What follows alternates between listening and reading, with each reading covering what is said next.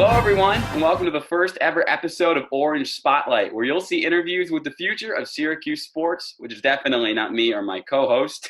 My name's Nicholas from New Canaan, Connecticut. I'm joined today by Cole Weintraub, who resides in Morristown, New Jersey. We're both high school seniors who earlier this month were accepted early decision to Syracuse University's world-renowned Newhouse School of Communications. We'll both be majoring in broadcast and digital journalism with aspiration to making it big in the world of sports broadcasting. But that's enough about us two bums, really. Let's talk about our athlete of honor and the future big man on campus. He's a three-star football recruit out of Episcopal Academy, Pennsylvania, where he was a two-way star for the Churchmen. It's Malcolm Folk.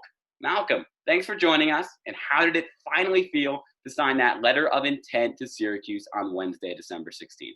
Well, thank you for having me, first off. And, it's pretty hard to explain in words, I dreamed this moment since I was 4. I worked extremely hard to get to this point. My family sacrificed a lot for me to be in this position and for me to finally put the pen to the paper and for it to finally become official, just like a dream come true, really. Yeah, I bet that. I saw that online, and you've been playing since you were 4, and obviously it's been a weird recruiting process this year, but I bet it finally was like a sigh of relief and like a finally I made it, moment when you finally put that pen to paper, as you said. So to break down your high school career for people who don't know it yet, you're a big guy. You're 6'1". You played all over the field, played running back, receiver, DB. You racked up 108 career tackles, 3 picks, 1,500 all-purpose yards, 14 touchdowns throughout your high school career. 3-time All-Delco selection, 3-time All-Mainline selection, 2019 All-Philadelphia selection, and you're a 3-sport athlete. You played basketball and track as well. I know you started playing football when you were 4. You just mentioned it. But can you describe to me how you first earned your playing time at the high school level? When was your first real break, or when did you first start getting some momentum in your high school career? So right off the bat, I started as a freshman. Wow. So 9th grade. Yeah, so actually my first high school game, it was a scrimmage, and we were playing this team from Dallas, and they had a Kent State commit at receiver, and then a Oklahoma commit at their slot receiver. So that was my first varsity action, and I had to guard those 2 guys, and it was definitely a pretty cool experience for me. Being a 9th grader playing against those top level D1 talent. Totally. So that was my first varsity experience. So yep, I started in 9th grade. I've been starting ever since. Awesome. That's great. So so you mentioned you started playing when you were 4, but did you ever know, was there a certain age in high school where you knew, or not in high school, but in life in general, where you were like, maybe I'm good at this football thing. Maybe I can take it to the next level in college. Was there like a big hit you made, or even a middle school game, or just a moment where you're like, yeah, I think I want to do this for longer than just high school? Yeah, so growing up, I've always played football and basketball, and then ran track. I played baseball. I played lacrosse in middle school. So I pretty much played a lot of sports. So my love would change through each season. Basketball season, I love basketball, and football would be football. But it got to, I think, around, I want to say 8th grade, where it became my passion. This is really what I want to do. So I stopped playing AU basketball, and I really locked in and started training for football. And kind of that 8th grade year was kind of I want to do this, and I'm going to put everything I have into this. Got it. Right. So like you just mentioned, you're a multi-sport athlete, but you've also played numerous offensive and defensive positions on the football field, even returning kicks. What about you allows you to be so versatile? And then do you intend to play any other sports at the university? I just think I'm an athlete. I mean, I just think, like I said, I've been playing multiple sports, multiple positions pretty much my entire career. So that's what I'm naturally good at. I mean, you could put me at running back, receiver, D-back, linebacker. I mean, right. I do it all just because I've been doing that. And that's kind of how I was brought up. And as far as multiple sports, I mean, I don't plan to play other sports right now, but if the opportunity presents itself, I can definitely entertain it for sure. Right. Looks like you were quite the player in basketball also. Yeah, so obviously careers aren't perfect in high school. There's a lot of ups and downs. And I know we're going to ask maybe a two-part question here, but the first part of it is going to be, what was the biggest challenge or hurdle that you had to go and overcome at the high school level? What was the moment, or maybe an injury, or just a really bad play that happened to you? Maybe you got burned, maybe you had a big drop. What was something that you had to overcome physically or mentally in your high school career? Probably I don't like losing. I put it that way. So my freshman and sophomore year, we didn't do well. We only lost 3 games out of a 10-game season because we don't Mhm. have playoffs in our league. So before high school, like in youth ball, I didn't lose at all. Like I've lost Mhm. like 1 or 2 games my whole career. So that I had to kind of get used to that. And I mean, that was probably the biggest hurdle. I mean, and then my junior year, we went 9-1 and won our league championship. And then Mm. this year, we didn't really have a season. We had like 3 games, but Yep. yeah, probably just losing and just kind of deal with that and just kind of keep moving forward. That was kind of my biggest hurdle in high school. Totally. Nice. So it's speculated that you will fill the rover role in Tony White's 3-3-5 defense. Um, at one point in your high school career, you were a cornerback. So can you tell us a little bit about the transition from cornerback to safety? And how'd your experience as a corner help you slide into the safety position? Yeah. So just going back again, so I played linebacker in 8th grade. So I've always had that mentality of like downhill first kind of player.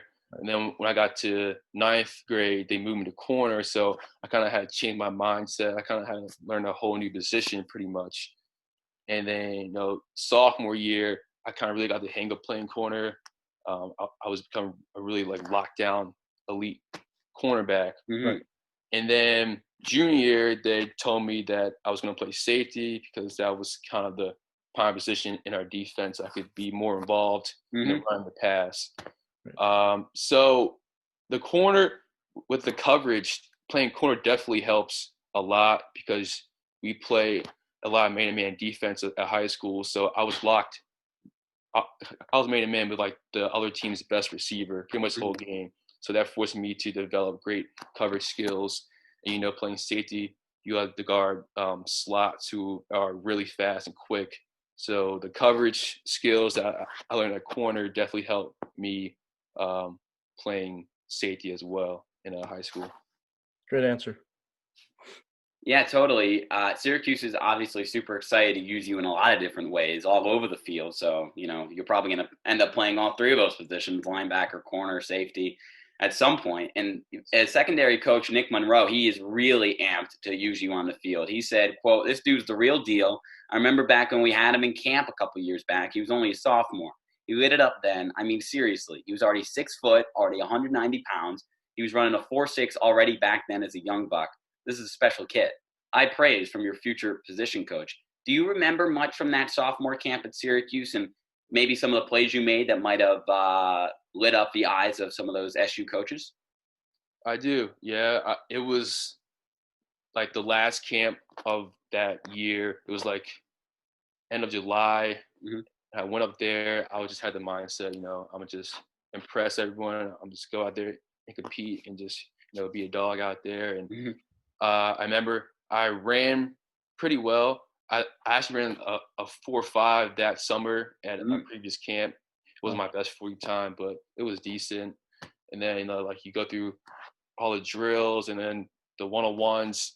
I think I did really well. I think I definitely caught the coach's eye. I think that was probably one of my best performances in the one-on-one section.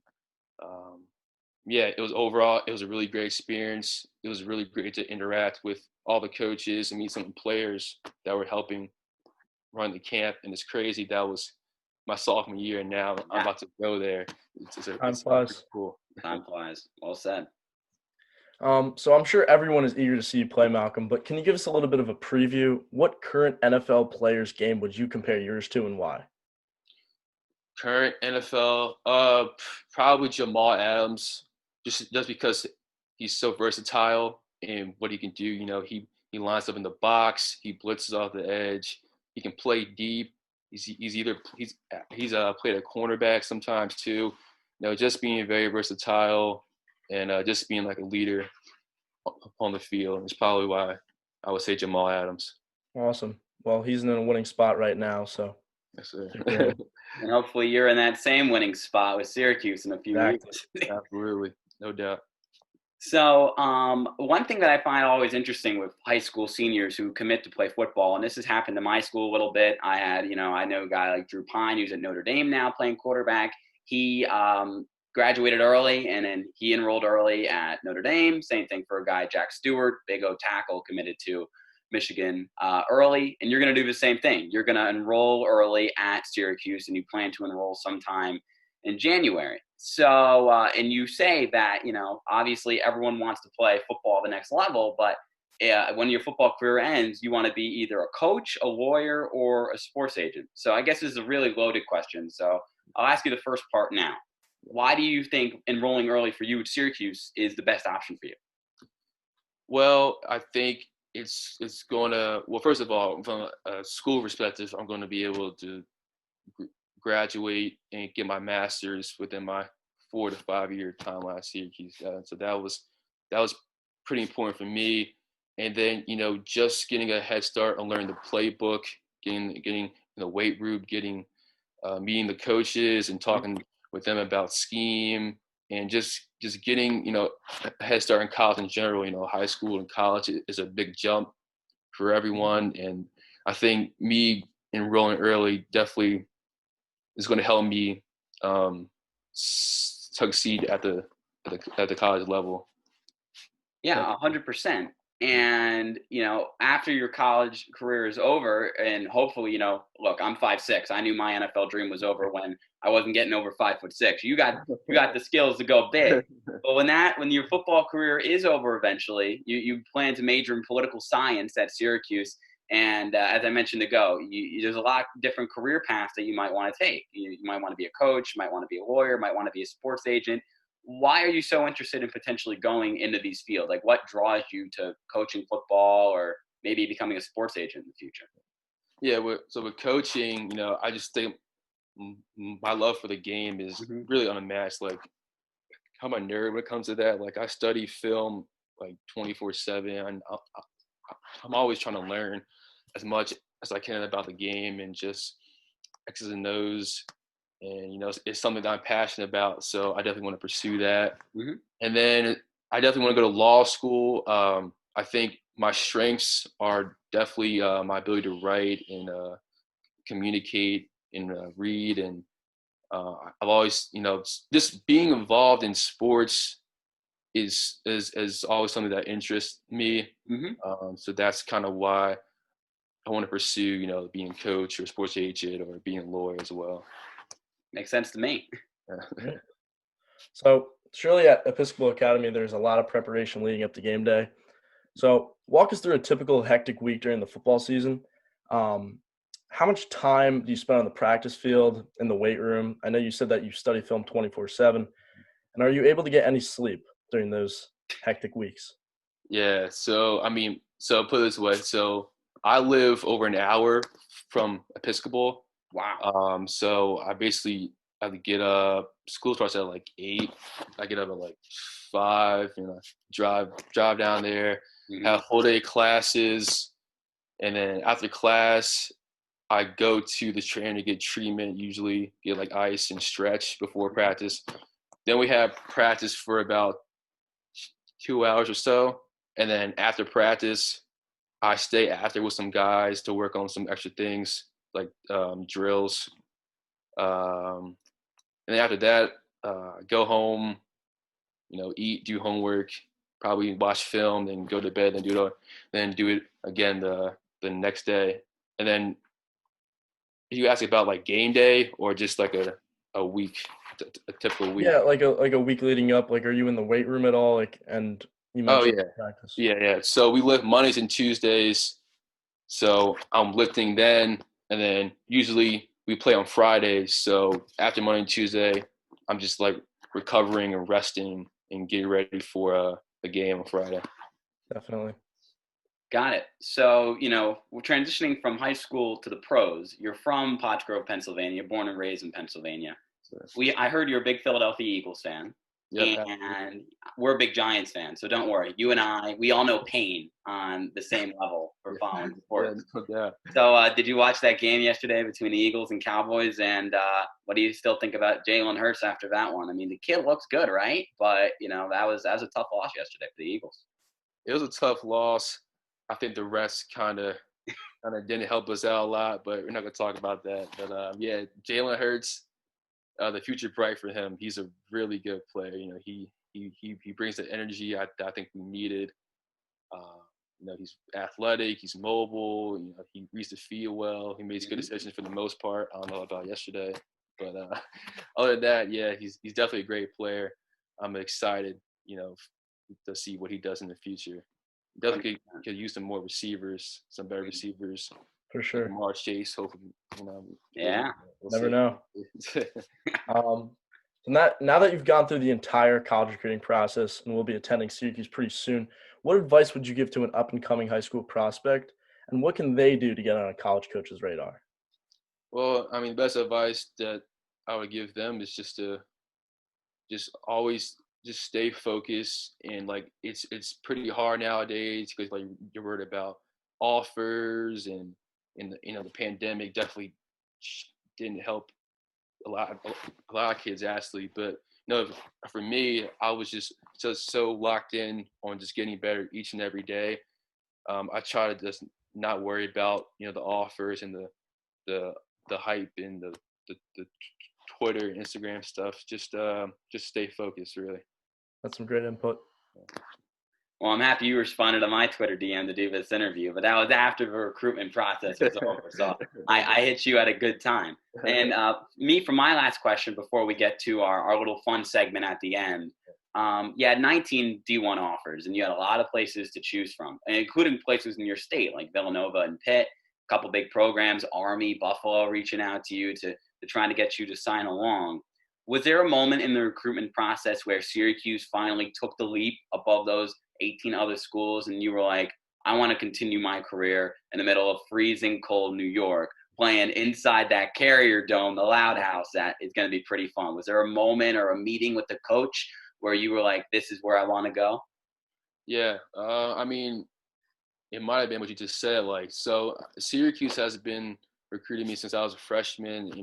I've met coached multiple times. I've been up there for camps, but probably the defining moment. So they offered me in April, and Syracuse was already like a top school of mine on my list. But the defining moment for me was probably last year. I was at the Wake Forest game in the Dome, and when Trill ran, that thing back to the for a touchdown, just seeing like the atmosphere in the Dome was ridiculous. Like it was very high energy, and like I just loved being in the stadium with all the fans and everyone. Just that Wake Forest game was like, okay, Syracuse is definitely a place that I want to go. And then when they offered me, and then like it was like, okay, I want to go here. Like I talked it over with my family, and they were all on board, and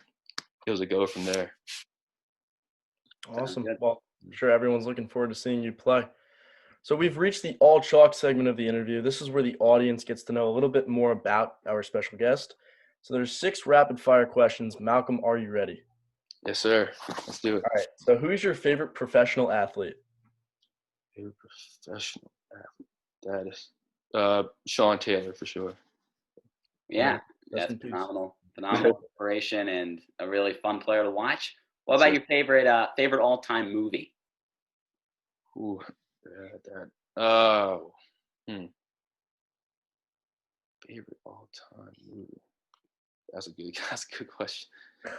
Or I'll expand the range: movie, or maybe favorite Netflix show, TV show. Yeah, favorite TV show is, I don't know if you know this show. It's a show called Martin. It's like Martin Lawrence, the comedian. Still like back in the 80s, 90s. That was like an all-time classic for me. Yeah. Watch it. So what is your favorite video game? Definitely Madden. There we go. This all day, every day. So, PlayStation or Xbox, I have to ask. I have an Xbox right now, so Xbox is I'm kind of Gotcha. Xbox guy. Yeah. Malcolm, I know you're probably a well-connected guy, so when you get the new Xbox, you let me know. That's terrible deal. What about a maybe not in season, because I know your diet's probably stricter in season, but what about favorite food? Like after a big win, what are you getting? Definitely a hamburger and some fries. That's a go-to. Yeah. Classic. So where's your favorite vacation spot or anywhere you love to travel? Favorite vacation spot, huh? Well, my 8th grade year, my family went on a cruise to the Bahamas, and that was pretty cool. Like that was probably the most exotic place I've been, so I'm just good with that. Yeah. And then lastly, for the all chalk section, favorite subject in school? History. History. Same here. Yeah. All right, so Malcolm, it's time for the most important question of this entire interview. Here we go. If you were stranded on an island alone, what 3 items would you bring and why? 3 items would I bring and why?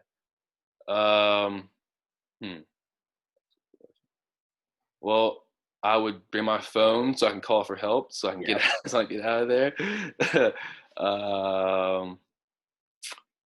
Definitely, I'll bring a backpack, right? And then I'll bring like a bunch of supplies so I can build like a shelter and hopefully make some food or something. Interesting. Nice. And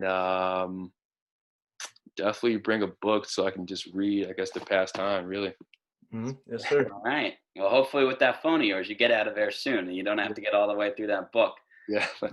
Well, the book, speaking of books, the book with you is just beginning. It's just beginning to get written for your Syracuse journey. And you're going to be up there in January. Cole and I can't wait to hopefully meet you when we get on campus sometime next year. It's going to be a crazy year, hopefully a little bit better in 2020. But Malcolm, thanks so much for joining us here on our first ever episode of Orange Spotlight, joined by Cole Weintraub. I'm Ian Nicholas, and this was Malcolm Folk, future Syracuse star safety.